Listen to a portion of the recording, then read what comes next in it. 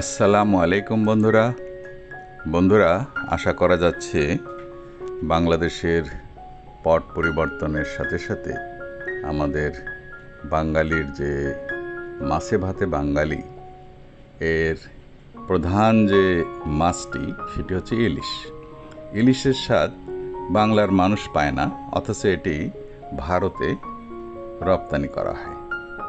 তো এবছর আশা করছি যে ইলিশ মাছ বিদেশে রপ্তানি হওয়ার আগে দেশের মানুষ পাবে। তো বন্ধুরা দেখুন, এটি একটি বড় ইলিশ, এটি একটি মা ইলিশ। এটি আসলে ধরাই ঠিক হয়নি। তো একদম টকবগে রক্ত, লাল রক্ত, পেট ভর্তি ডিম মনে হচ্ছে। তো এই মাছটি, একটি ইলিশ মাছ সাধারণত কয়েক লক্ষ ডিম বা মাছের পোনা ছাড়তে পারে। তো বন্ধুরা, এরকম ইলিশ আসলে মারা ঠিক না। তারপরেও বলছি, যেহেতু ধরেই ফেলেছে, তো মাছের ডিমটি দেখুন এই পাশ দিয়ে বের করা হচ্ছে, খুব কৌশলে বের করা হচ্ছে। কত বড় একটা ডিম দেখছেন, দুটো ডিম একসঙ্গে থাকে।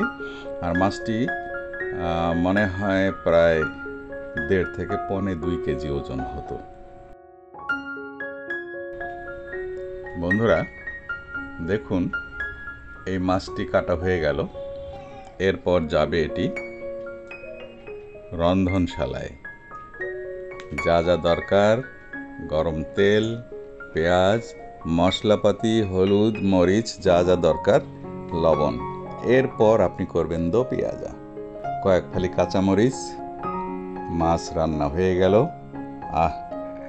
কি সুন্দর পদ্মার ইলিশ দেখুন। এই বুড়ো চাচা মাছ ধরেছে। প্রচুর মাছ পাওয়া যাচ্ছে এখন পদ্মা নদীতে।